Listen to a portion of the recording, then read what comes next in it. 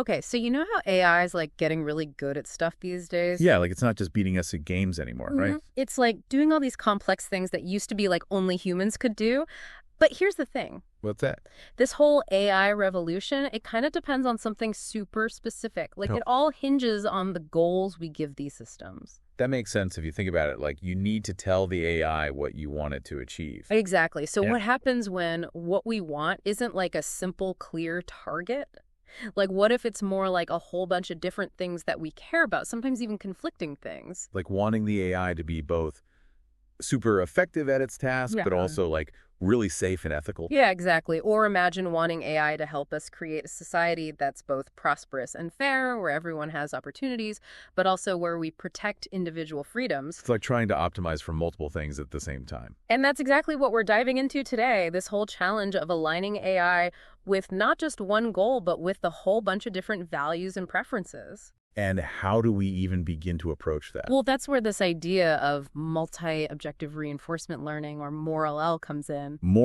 Okay, so instead of just giving the AI one objective, we give it multiple objectives to try and achieve simultaneously. Right. It's like instead of training a dog with just one treat, you're using like a whole bag of different treats, each one representing a different behavior you want to encourage. I like that analogy. It makes it more concrete. So we're going to be exploring MORAL in depth today and looking at how it connects to this concept of pluralistic alignment. And just to give everyone a roadmap, our main goal today is to understand how this idea of using multiple objectives can help create AI that's more aligned with the kind of messy, complicated reality of human values. Because let's face it, our values aren't always perfectly aligned with each other, right? Exactly. And as AI gets more and more powerful and integrated into our lives, making sure it respects and balances all these different viewpoints, it's not just an academic exercise. It's crucial if we want to avoid some potentially serious unintended consequences. So where do we even begin? Well, a good place to start is by looking at how we typically train AI now with this thing called single objective reinforcement learning. Okay, single objective reinforcement learning. So that's like the classic way of doing things, right? Right. In traditional RL, the AI learns by trying to maximize a single reward signal. It's like getting a score for how well it's doing. So the AI is trying to get the highest score possible. Exactly. And that works really well for certain tasks, like playing a game where the goal is clear, like get the highest score. But when we're talking about things like human values, it gets a lot trickier. Because how do you reduce something as complex as human values down to a single number? Right. It's like trying to capture the beauty of a painting with just a single number representing its brightness. You'd be missing so much of what makes the painting beautiful. Exactly. And what happens is we end up with these misspecified or underspecified rewards where the AI might find clever, but not actually desirable ways to achieve that single goal. So it's like the AI is exploiting loopholes in the system. Right. There was this fascinating study by Booth and others in 2023. They showed that this happens way more often than you might think. So the AI might technically be getting a high score, but it's not actually doing what we intended it to do. Exactly. It's like telling a self-driving car to get to its destination as quickly as possible, and it just drives like a maniac through red lights because that technically minimizes travel time. That'll be bad. Yeah, so that's where MORAL comes in. Okay, so more multi-objective reinforcement learning. How does that solve this problem? Well, instead of a single reward, MORAL uses a vector reward function. It's like having multiple different scores, each one tracking progress towards a different objective. So instead of just one number, the AI is getting a whole set of numbers. Right, and mathematically we represent this as R:(S times A times S arrow R to the power of D. Okay, that sounds complicated. Break it down for me. So R represents the reward function, S is the state of the environment, A is the action the AI takes, and R to the power of D is that vector of rewards. And that D is important, right? Because it represents the number of different objectives the AI is trying to achieve. Exactly. So if we care about both safety and efficiency, we'd have a reward signal for each one of those. Okay, so the AI is getting feedback on how well it's doing on both of those objectives simultaneously. But then how does it decide what to do if those objectives are sometimes in conflict? That's a great question, and that's where the concept of a utility function comes in. A utility function, what's that? The utility function basically takes that vector of rewards, all those different scores, and combines them into a single overall value. So it's like a way of weighing those different objectives and coming up with an overall score. Exactly, and we represent this as U:(R) to the power of D arrow R. Okay, so U is the utility function, and it takes that vector of rewards, r to the power of d, and maps it to a single number r. Right, and this allows us to compare different strategies or policies the AI might learn because even though it has multiple objectives, we still need a way to evaluate how well it's doing overall. So the utility function is like the ultimate judge. It takes all the different scores and tells us which policy is the best. In a way, yes, but there are different ways this utility function can be used. Oh, how so? Well, sometimes we might know exactly how we want to weight those different objectives, like we might say safety is twice as important as efficiency.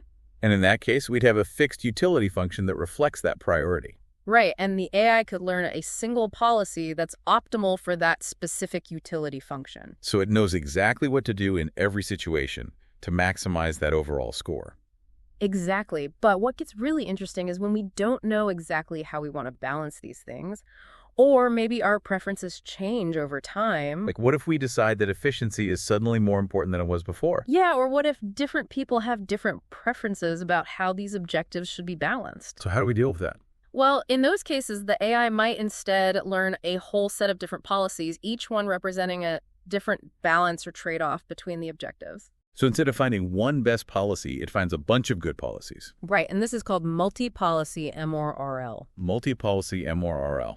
Okay, that makes sense. So it's like the AI is giving us a menu of options to choose from. Exactly. And each option represents a slightly different prioritization of those objectives. And the really cool thing is that we can choose which policy to use even while the AI is running. So it's like we can adjust the AI's behavior on the fly. Right. There was this paper by Hayes and others in 2022. They talked about how this can be a form of decision support, where the people who are going to be affected by the AI's actions, the stakeholders, can actually choose the policy that best aligns with their current needs or values. So it's like giving people more control over how the AI behaves. Yeah, exactly. It's a really powerful idea. Now, there's also a simpler way to combine these objectives. We could just use a linear weighted sum. Oh, like saying safety is twice as important as efficiency and just calculating a total score based on those weights? Right, and that can be easier to implement, but it might not always capture our true intentions as well as more complex, non-linear ways of combining the objectives. Because sometimes it's not just a simple trade-off. Right. Exactly. Sometimes a little bit more of one thing can drastically change how we feel about another. Okay, so we've talked about morale and how it works, but how does this actually connect to the bigger challenge of aligning AI with our values? This idea of pluralistic alignment. Well, this paper by Sorensen and others in 2024 lays out a really helpful framework. They describe 3 key aspects of pluralistic alignment, and Morrell offers promising ways to address each of them. Okay, so 3 aspects of pluralistic alignment. What are they? The first one is called value pluralistic alignment. It's about acknowledging and supporting a wide range of values. Like what kind of values? Things like freedom, fairness, well-being, sustainability, environmental protection, all those different things that we as humans care about. And MoreRL is well suited for this because we can represent each of those values as a separate objective. Exactly. So if we're building an AI to manage a city's resources, we could have objectives for things like maximizing efficiency, minimizing environmental impact, and ensuring equitable access for all citizens. So the AI would be trying to balance all of those things at the same time. Right. And this isn't just theoretical either. Researchers are already using MRLL in a bunch of different fields to deal with these kinds of conflicting goals. Oh, like what? Well, there's this research by Van Plu and others in 2021 and Smith and others in 2023. They were looking at how to balance performance and safety using MRLL. So making sure that a system is effective but also doesn't cause any harm. Right. And then there's work by Rodriguez Soto and others in 2022 and Peschel and others in 2021. They were investigating how to make AI systems that act in accordance with ethical principles and social norms. So making sure the AI is behaving in a way that's aligned with our values. Exactly. And then Chaput and others in 2023 even explored using MoreRL to pursue these broader societal goals like overall well-being, affordability of services, fairness, and sustainability. Wow. So it's like MoreRL can be used to address all sorts of different challenges. Yeah, and it's not just limited to like robots and physical systems either. Oh, right. I remember reading about how MoreRL is being used to improve those big language models that are used in chatbots and stuff. Exactly. That's a really hot area of research right now. So how are they using MoreRL for language models? Well, one example is this research by Wang Kei and others in 2024. They looked at how to adjust a language model based on how much we prioritize different qualities in its text summaries, like conciseness, accuracy, and readability. So it's like fine-tuning the language model to produce the kind of output we want. Right. And then there's this work by Wu and others In 2024, they used detailed feedback from humans to train reward models that measure things like factual correctness, relevance to the prompt, and completeness of the answer. So making sure the language model is giving us good information. Exactly. And then Wang H. and others in another 2024 paper, they took this really interesting approach. They used a mixture of experts to fine-tune language models based on like 19 different objectives. Wow, 19 objectives. That's a lot. Yeah, it covered everything from honesty and how much the model talks to safety and helpfulness. So they were really trying to cover all the bases. Right. And then Yang and others in 2024, they even tackled this really tricky challenge of balancing things like avoiding harmful content while still being helpful and even humorous. That's a tough one because humor can be so subjective. Yeah, it's like trying to teach a comedian to be funny but not offensive. I can see how that would be hard to program. Okay, so that was value pluralistic alignment. Now, the second key aspect of pluralistic alignment is steerable pluralistic alignment. Steerable pluralistic alignment. What's that about? This is where the multi-policy aspect of ORL really shines. It's about giving us the ability to customize the trade-offs between those different objectives on the fly. So we can change how the AI prioritizes different values depending on the situation. Right, like if I'm using an AI assistant, I might tell, hey, today I really need you to be fast and efficient, even if it means sacrificing a little bit on the conversational tone. And the AI would adjust its behavior accordingly. Exactly, and we wouldn't have to retrain the whole system from scratch. That's pretty cool. So how does that work in practice? Well, Harlan and others, in 2023, they had this AI agent that learned a whole bunch of different policies, each one representing a different balance between its objectives. So like a whole menu of different behaviors. Right, and as it interacted with a human, it would actually pay attention to whether the human seemed happy with what it was doing. So it's like the AI is trying to read our emotions. In a way, yeah. And if the human seemed unhappy, the AI would even apologize, try to figure out what the human's preferences were, and then switch to a different policy that was more aligned with those preferences. That's pretty impressive. So it's like the AI is learning how to please us. Yeah, it's a step towards making AI systems that are more responsive to our individual needs. And what about those really big AI models, the ones that are so computationally expensive to train? Yeah, those are tricky. But Rime and others in 2024, they came up with a clever approach. They suggested fine-tuning separate, smaller versions of the model, each one specialized in doing well on a single objective. So it's like having a team of specialists. Right, and then at runtime, they can combine the settings of these specialized models using a technique called linear weight interpolation. Okay, I'm not familiar with it. What is linear weight interpolation? Basically, it's a way of blending the outputs of those specialized models based on how much we prioritize each objective. So it's like adjusting the volume on each instrument in an orchestra to create the desired sound. Yeah, that's a good analogy. It allows us to fine-tune the AI's behavior without having to retrain the entire massive model. That's really clever. Okay, so we've talked about value pluralistic alignment and steerable pluralistic alignment. What's the third aspect? The third aspect is jury pluralistic alignment, and this is where things get even more interesting. Jury pluralistic alignment. Okay, what does that mean? It's about taking into account the preferences of not just one person, but a whole group of people or stakeholders. So anyone who might be affected by the AI's decisions. Exactly, and this is important because different people might have very different ideas about what the AI should be doing. So it's like trying to get a jury to agree on a verdict. Yeah, and the paper highlights two key requirements for jury pluralism in ORL. What are they?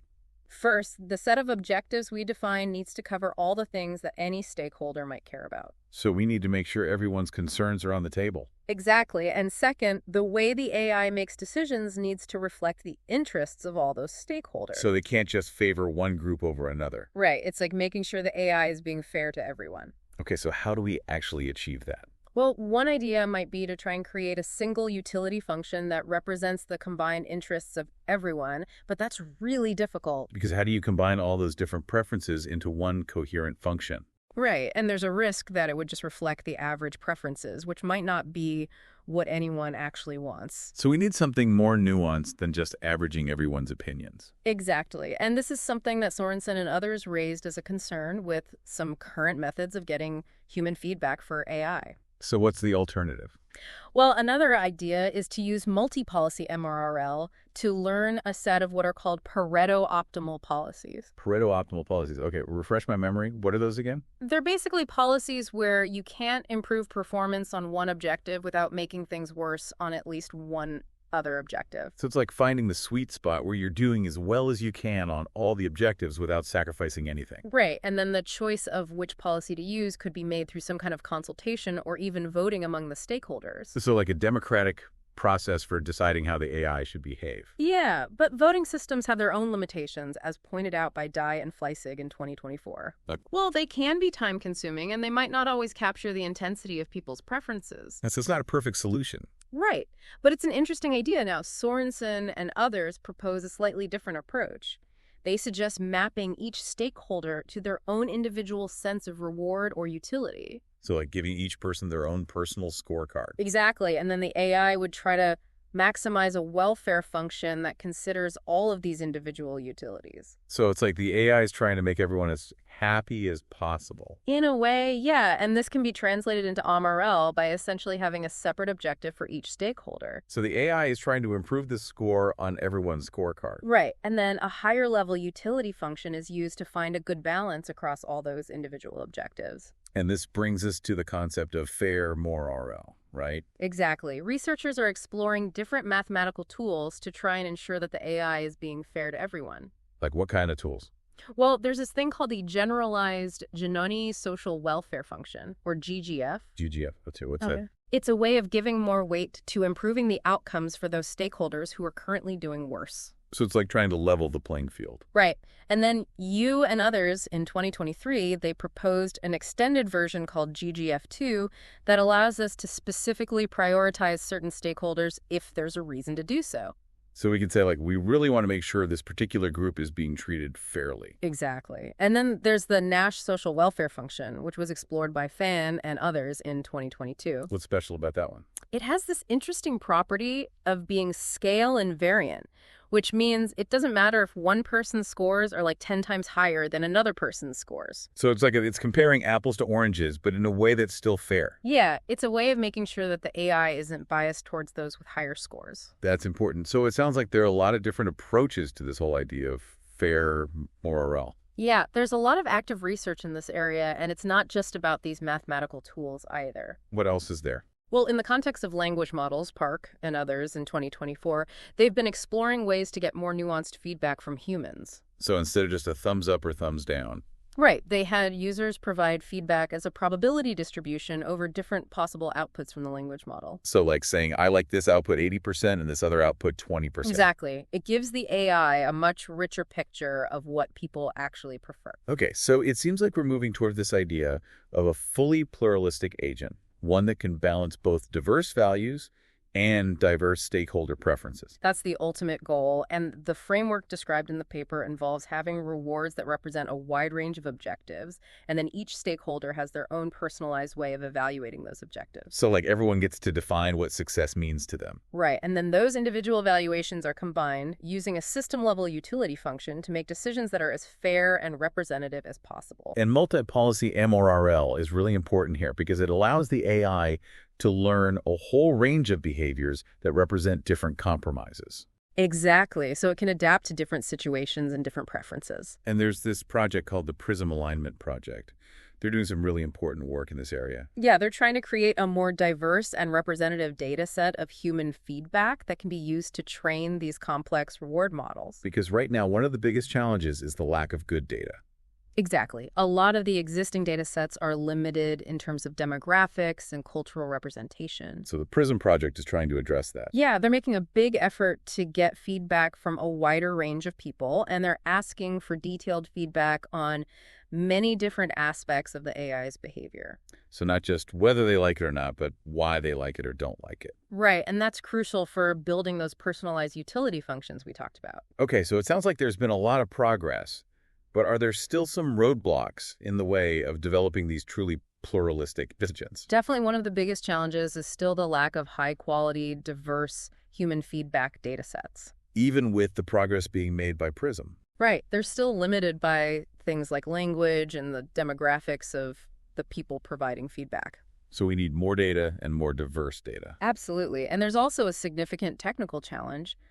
Most of the MRL algorithms we have now are only really efficient when dealing with a small number of objectives. Like 2 to 4 objectives. Right. But for complex scenarios like aligning AI with a comprehensive theory of human values or dealing with a large number of stakeholders, we might need to consider way more objectives than that. So the current algorithms might not be up to the task. Yeah, there's a real need for new algorithms that can handle a much larger number of objectives efficiently. So there's still a lot of work to be done. Absolutely. But there's a lot of exciting research happening in this area, and it's a really important area to be working on. Because if we want to create AI that's truly aligned with our values, we need to figure out how to deal with this whole issue of pluralism. Exactly. Okay, so let's quickly recap what we've learned today. So we started by talking about how standard reinforcement learning, with its single objective reward signal, can struggle with complex goals. And we introduced this idea of MOREL, which uses vector rewards to represent multiple objectives. And we talked about the 3 key aspects of pluralistic alignment: value, pluralism steerability, and jury pluralism. And we saw how MOREL techniques are being developed to address each of those aspects. And we discussed this ambitious vision of fully pluralistic alignment, which combines all 3 of those dimensions. But we also acknowledge the significant challenges that still lie ahead. Like the need for more diverse human feedback data sets and the limitations of current MOREL algorithms. Right. So to leave you with a final thought, to ponder as AI continues to evolve and impact our lives in more and more profound ways, how do we ensure that the values embedded in these systems truly reflect the incredible diversity and complexity of human values and preferences? It's a question that deserves careful consideration and continued exploration. And we encourage you to delve deeper into the research we've discussed today to learn more about this fascinating and crucial field. It's a journey worth taking if we want to create a future where AI is truly aligned with humanity. Thanks for joining us on this deep dive. It's been a pleasure. Until next time, stay curious. And keep exploring.